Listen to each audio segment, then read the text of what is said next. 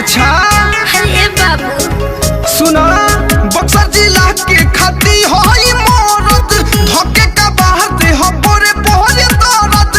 बुझलू का? अरे हुमाच के चौकी दूर दे। सुना, तोर दोनों नीबुआ निचोड़ दे, रात भर लेके छोड़ दे, तोर लाला का लहंगा ला सहार दे, ढोढ़िए में बियर ढार दे, ढोढ़िए में बियर ढार दे। समझलू कि ना?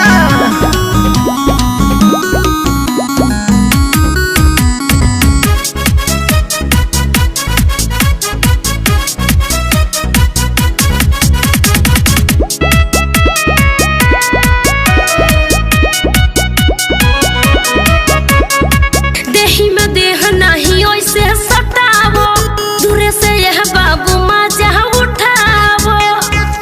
ऐसे कैसे होई? ए हो होई रंगबाजी हवा हमरे बहाला, बरजस बिहारी तुरहे लहंगा के ताला। समझली? ढेर बोरी खिस्मर कोरी धोके फोड़ दे। सुना, तोर दोनों नीबुआ निचोड़ दे, रत भर लेके छोड़ दे, तोर ढोढ़िए में बियर ढार दे, रत भर लेके छोड़